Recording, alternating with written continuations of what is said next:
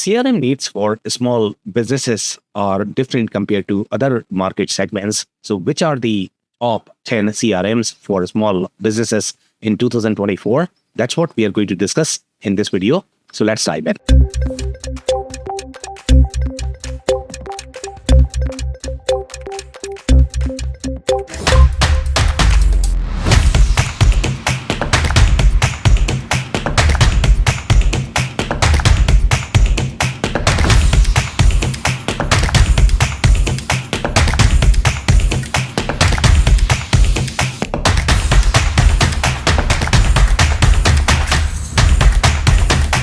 CRM lead. My name is Sam Gupta. I'm principal at Elevate IT. CRM lead is the independent ERP digital transformation consulting firm. We help our customers with the digital transformation strategy, CRM selection, CRM implementation, as well as change management. On that note, let's go back to today's topic, which is going to be top 10 CRMs for small businesses in 2024. Before we look at the list, let's understand how we define small businesses and what are going to be their needs and how these solutions differ to serve those needs. CRM needs small businesses in comparison to your startup segment. So startup segment, you're going to have a lot more limitations in terms of the budget, in terms of the skill set of the team. With small business, generally, they are at a phase where they have already outgrown that startup phase. So their needs are going to be slightly richer. So in general, in this particular segment, you are looking at roughly 20 to 100 employees, 10 to $100 million in revenue. So in this particular case, you are going to have a lot more people in your sales and marketing department. So the kind of capabilities that you are going to need are going to be different. But at this point of time, you are probably going to have a slightly higher implementation budget so that you can hire some of the consultants to be able to configure the processes that you would like to have inside your CRM. So some of the common feature sets that we see in this is now you might be at a phase where you would require some level of consolidation of different apps. So when you started, maybe you were using 5 or different CRMs. You might have one for your core CRM to be able to track your leads and opportunities, etc. Then you might have one for your marketing automation. You might have one for social media. So even in this particular patch, you might not have everything consolidated, but you would probably require some level of consolidation for that omni-channel traceability if you care for that. But even at this phase, you are probably not going to require any sort of complex capabilities such as your planning or territory management or the user workflows, the security workflows are not going to be as important. You would require some permissions, but your teams are not as big as the enterprises or the mid-market segment. So yes, there are going to be some capabilities that are going to be critical, but they are not going to be as high on the list as some of the other capabilities, such as your omnichannel tracking as well as consolidation. So the criteria that we have used for this particular list is your product share acquisition strategy focused on this particular market segment, which is going to be your small business. So if these solutions are acquiring a lot of capabilities, if they are winning a lot of logos in the small business segment, then that solution generally ranks higher on this list. The product roadmap, community, ecosystem, win rate, technology strategy, as well as investors. So these are some of the factors that we have captured to compile this list. So now let's look at the list.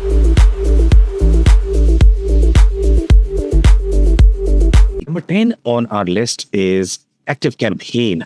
And ActiveCampaign has very deep marketing automation capabilities. It also has the CRM as part of the suite. So you are going to get some consolidation. It is going to be very similar to your HubSpot, but for the most part, some of the richer capabilities that you might find with HubSpot might not be there. So ActiveCampaign is going to be relevant for companies that might be limited on budget, but they have slightly different pricing model, the way they price. So 90% of the marketing automation companies are going to charge based on the email subscriptions as well as the number of email sent. So they are probably going to have just one or two variables. With ActiveCampaign, you are going to have a lot more variables you are being charged based on the modules, the capabilities. There are so many different factors that go in ActiveCampaign. So there are always going to be pros and cons of the pricing model. For example, some users might feel that they are not using some of the capabilities, but they might still pay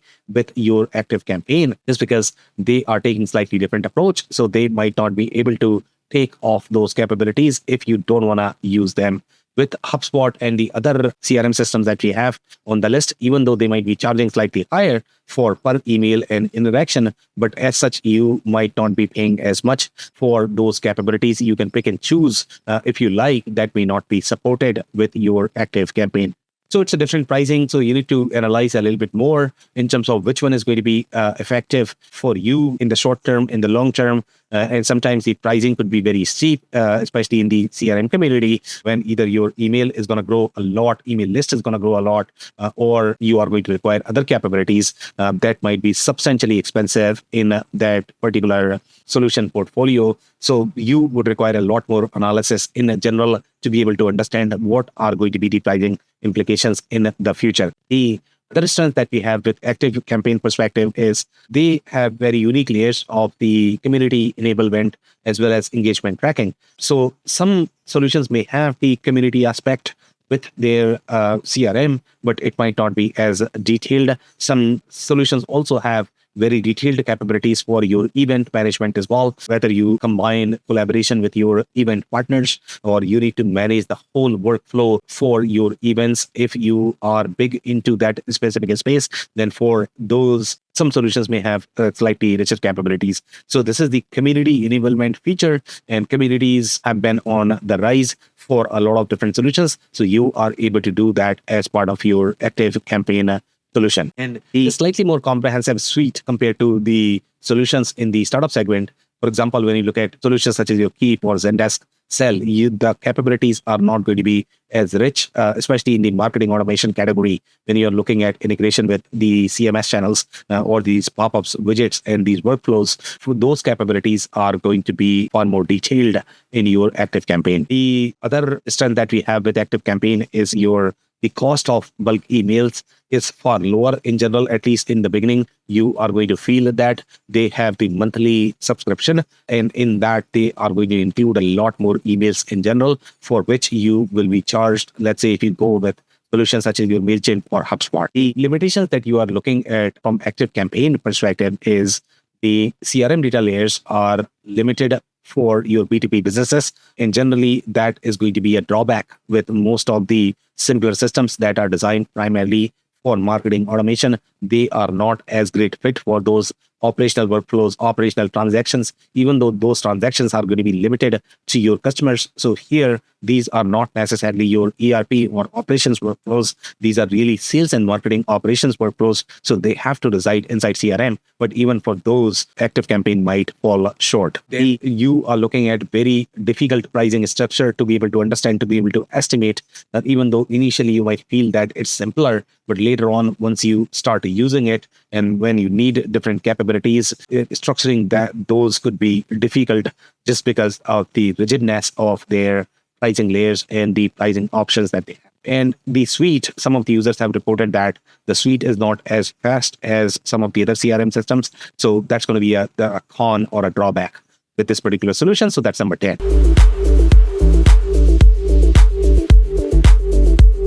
Now, number 9 on our list is Odo CRM. And Odo may not be known as the CRM solution. They are primarily present in a similar category as your Zoho, which means that you are going to find a lot more apps inside one business suite. So they are going to have accounting, they are going to have marketing automation, project management, HCM. All of those apps are going to be part of one bag that is going to be captured inside Odoo.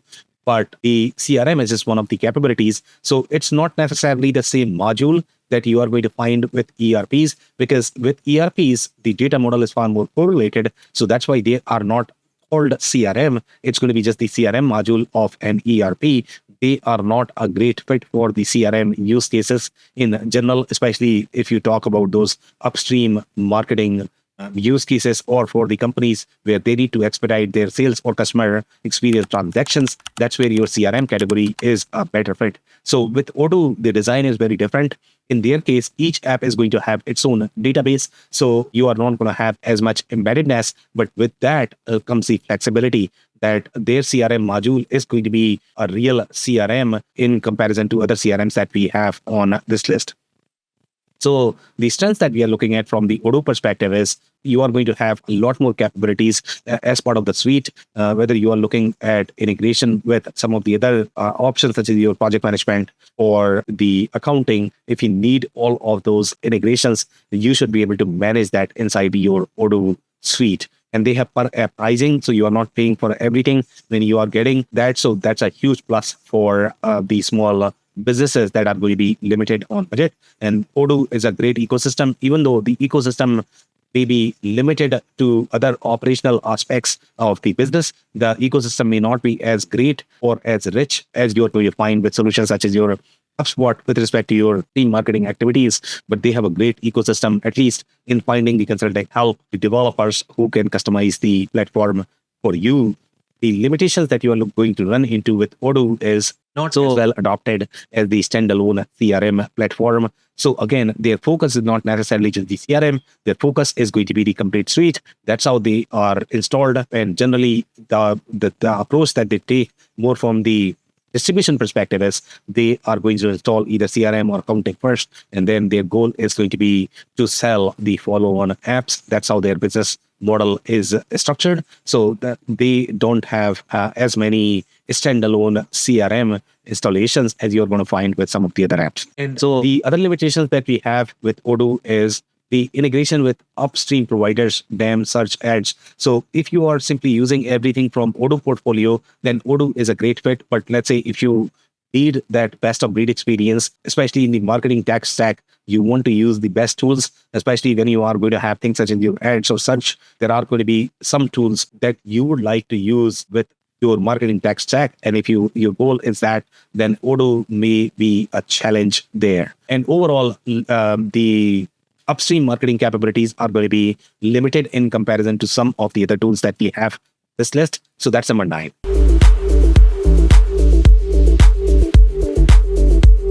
Number 8 on our list is Keep. And Keep is primarily the platform for your startup segment. It's very limited overall in terms of the customizability. The security workflow, etc., is going to be substantially limited as well. But let's say if you have smaller companies that are limited in their budget, for that, Keep could be a great fit. The other strengths that we have with Keep, especially if you're going to be in the healthcare segment, then the HIPAA compliance, it becomes critical, and Keep has that. They're also going to have some of the workflows. The workflows might not be as detailed, as capable as what you're going to find with HubSpot, but at least they have some level of workflows built as part of your Keep. And then building complex funnels is probably not going to be a challenge with Keep. The limitations that you're looking at from Keep perspective is the integration with data apps. For example, let's say if you look at how many different apps are integrated inside your Zoom Info, Apollo, or any other apps that you might want to include to be able to automate your marketing funnel, your sales funnel, you are only going to find very few options, and Keep might not be included there. So they have limited direct integration. Yes, there are going to be external tools that you might be able to utilize for these integrations, but because of that, you might increase your implementation budget, even though some of the recipes might be pre-baked that you might be able to acquire and use. But for the most part, you are probably going to run into issues from the integration perspective. CRM is very context-centric. Now, in the small segment, you are going to have far more hierarchy where you are looking at slightly more customer 360 for many different customer segments. So if you are trying to connect all of those customer records, that could be limiting in Keep. Also, the options for landing page builders is probably going to be limited. And again, this is not a very rich suite. So that's number 8.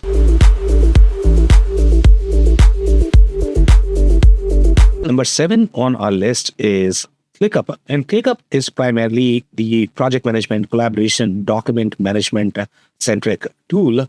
But a lot of companies are using Clickup as their CRM as well, just because the platform can support. The strengths from Clickup perspective is that you are going to find a lot more of these capabilities as part of the same suite. So your processes are going to be slightly integrated, especially when you look at your operational processes, but your CRM options are probably going to be limited. So the strengths that you're looking at from the Clickup perspective is the ecosystem is far richer, especially when you look at the operational capabilities of the CRM, as well as the other operational capabilities. The options you might need to include as part of your workflow. So that is going to be a huge plus with ClickUp. The other strength that we have is the integration as well as the richer suite with the project management. The project management capabilities are far richer in general. The document management as well as the collaboration, especially if you talk about the marketing collaboration as part of ClickUp, that is going to be a huge plus. The limitations that you're looking at from the ClickUp perspective is that it is not a true CRM player. So you might not find as many logos, as many installation as the pure play CRM category, even though some companies might use it as CRM just because they might not have as thick CRM needs. For them, the correlation of those operational processes is going to be far more important than the pure play CRM capabilities, especially from the upstream perspective that you might see with the other solutions on this list. So the other limitations that we have is the upstream marketing integrations and primarily in operational CRM. So that's number 7.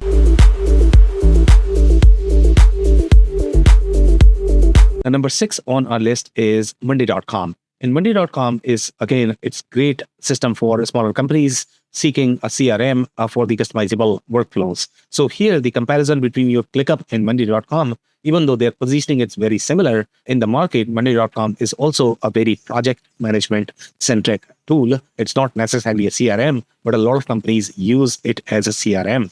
So with monday.com, the model is not going to be as prescriptive as your numbers.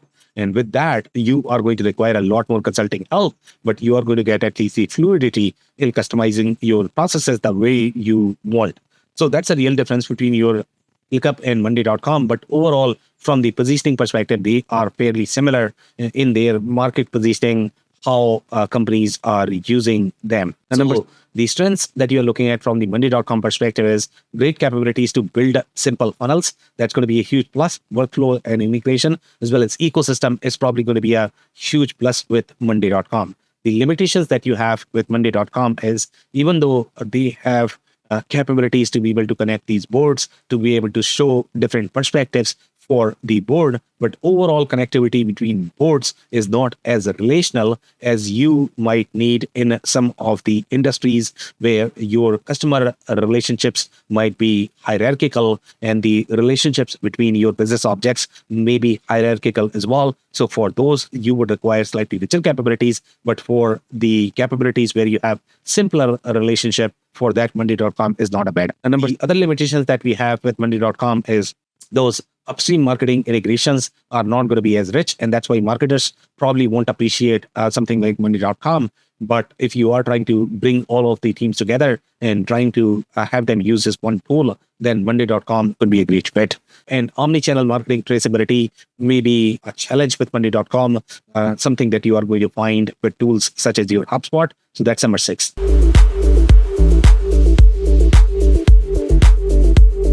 Number 5 on our list is Zendesk Sell. And Zendesk Sell is going to be similar to Keep, where your data model, etc., is going to be fairly limited. The biggest strength that Zendesk Sell has is its case management or the customer service management platform. So if you are going to be really active in your post-sales phase, you are not as rich in your marketing activities. For those scenarios, Zendesk could be a great fit for small companies, especially if they are looking for a simpler system and they might be on budget for the implementation. This could be a great system. So the strengths that we have for Zendesk Sell, as far as from the numbers of smaller businesses, it is going to be your intuitive interface, easy and inexpensive implementation.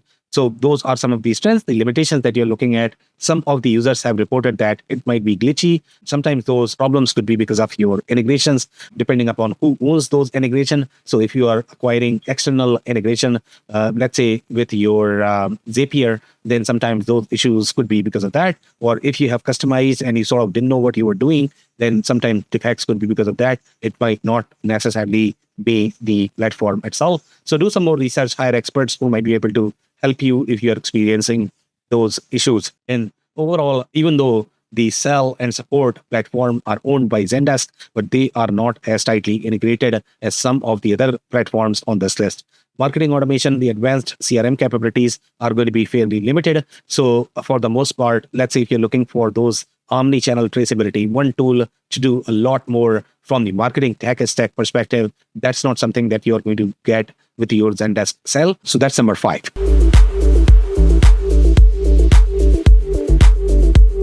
Number 4 on our list is PipDrive CRM.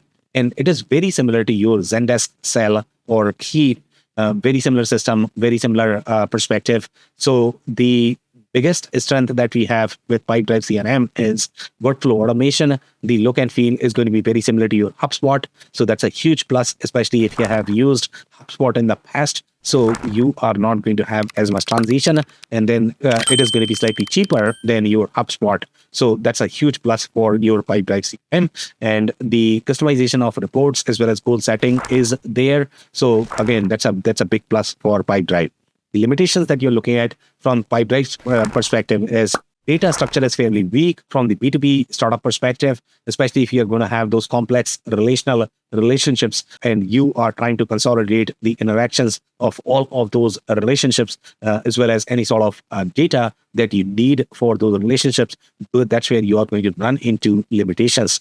Import-export functionality is fairly limited as well. And for smaller companies, you probably would require that. So that's why PipDrive is not as great fit for those scenarios. And the customizability is going to be limited as well. So that's number 4.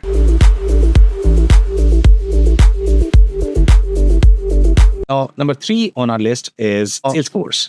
And Salesforce, in the startup segment, we had Salesforce Essentials. So this is the main Salesforce product. This is going to be slightly more expensive compared to your Essentials. And then you are going to get a lot more features. So for the most part, once you are going to be on their main version, the upgrade is going to be easier. Then you are getting all of those enterprise grade capabilities that might not be available with your Essentials version. But at the same time, it is designed for very complex enterprise grade workflows. So you would require a lot more consulting help in general to be able to customize. It's a very technical system. So you are going to require a lot more IT help, a lot more developers help to be able to do the same things that you might be able to do easily with the other CRM systems. So the strengths that you're looking at from the Salesforce perspective is the interface is now same with Salesforce. So regardless of whether you are going to use Salesforce as the small business or mid-size or enterprise, you never have to switch the platform. So that's a huge plus with Salesforce. The custom objects are fairly detailed, even though even Salesforce is going to struggle with some of those relationships just because that's how the CRM data model is structured. So if you have very complex interactions, very complex hierarchies as part of your data model, Salesforce may struggle there as well, even though they have a lot of platforms that have been designed for very complex interactions. They have packages for your not-for-profit, insurance, public sector. All of those pre-populated business objects already exist in your Salesforce ecosystem owned by Salesforce, but also you are going to find a lot more solutions in their ecosystem. So that's a huge plus with Salesforce. The report and list builder in general, they are not going to be as connected the way Salesforce data model is designed, but they serve very different purposes, and that's why they are not as connected. The UI is still not completely modern. They are still modernizing that. So the part of the solution is going to be on the Lightning UI, but you might have areas where you are still going to the old UI. The new UI is not going to be as intuitive, but at least you have ways to switch the UI within Salesforce. So that's a huge plus, but that's going to be a limitation as well, because you are going to have that patchy experience when you are going from screen to screen. The Limitations that you're looking at from the Salesforce perspective is the marketing automation is not as embedded, as not immersive experience as you are going to find with your HubSpot. The integrations are not as intuitive as well and might require consulting help. And that's the reason why Salesforce ranks slightly lower on the smaller business list. The reason for that is because it's probably going to be expensive as well as hard to handle for your smaller business segment. So that's number 3.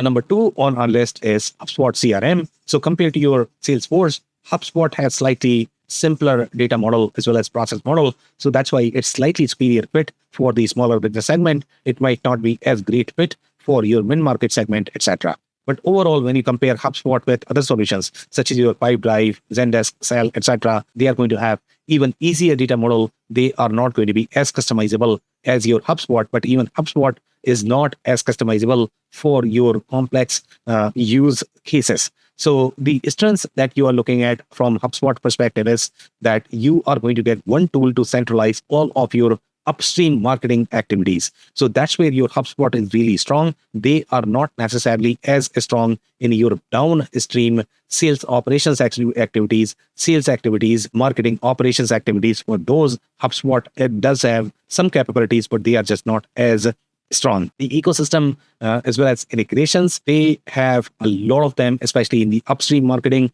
You are going to find a lot of options in general to be able to take advantage of that. And they are going to be pre-integrated. So you can choose whichever options that you like as part of your marketing tech stack. You still need to validate those integrations, whether they are going to work for your data as well as processes. But for the most part, you are going to find a lot of integrations. The comprehensive options, when you look at the CMS bucket, many different platforms that we have in the market. So HubSpot will be able to integrate with all of those CMS platforms. So that's a huge plus with HubSpot. The limitations that you're going to run into with HubSpot is data model is not as friendly for complex operational use cases, limited customizability, and might be too difficult and expensive for startups, even though they have a free option, but the pricing is going to be fairly steep. When you are going to require slightly more advanced option, that's how they are able to fund their premium model. But premium model is not as bad if you require only those basic capabilities. At least you are getting something for free, but then you are going to experience substantial price steep as soon as you are going to require those pricing options. That's why the pricing is going to be slightly trickier from the HubSpot perspective to be able to estimate what you are going to pay at the end of the day and what capabilities are you going to require in next 2 years, 3 years, 5 years. So that's going to be a challenge with HubSpot. That's number 2.